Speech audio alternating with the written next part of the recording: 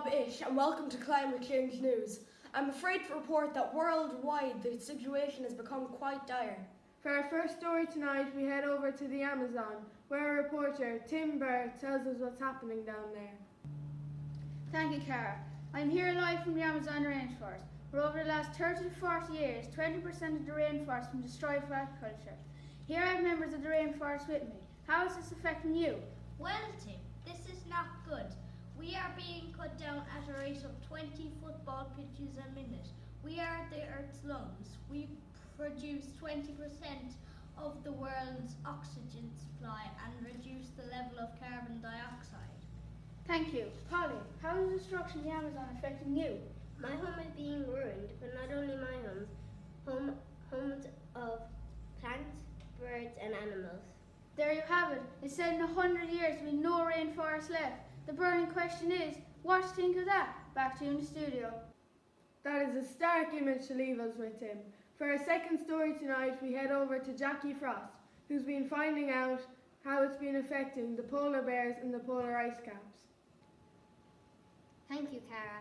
I'm reporting live from the Arctic Circle.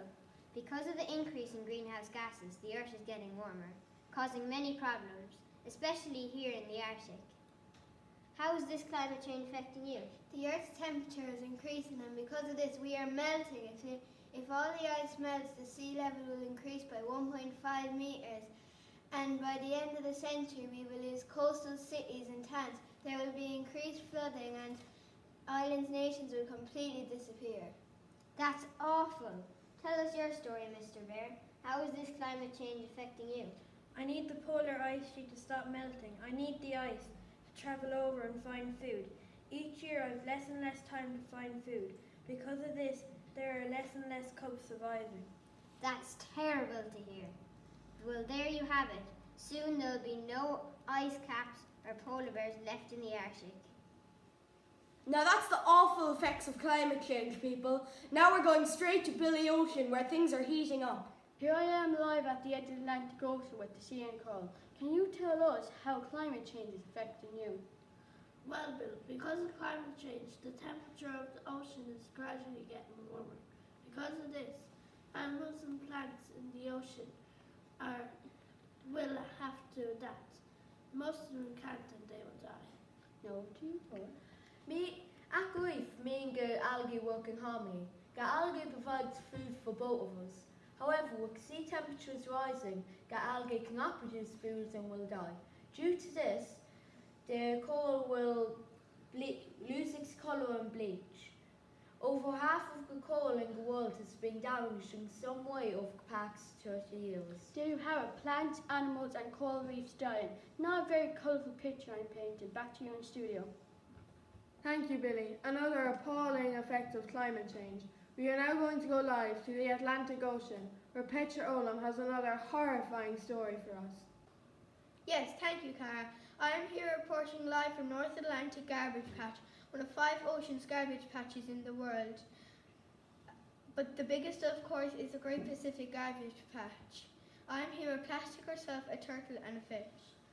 Petra, did you know that every single piece of plastic that was ever created is still on the Earth now and will never be gone? Really?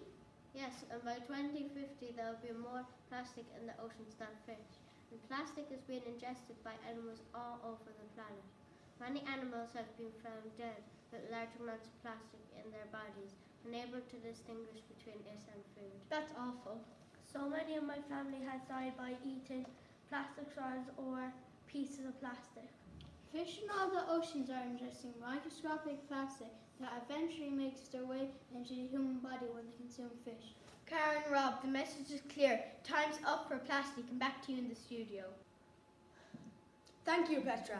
For our final story, we're going to go to Terra Firma, who is interviewing Mother Earth.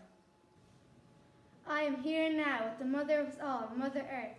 She is going to explain to us how global warming is affecting her.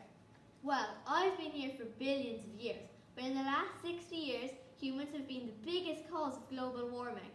Burning fossil fuels for electricity, cutting down rainforests, extensive farming, using cars, the list is endless. That's terrible. Is there anything else that you wanted to add?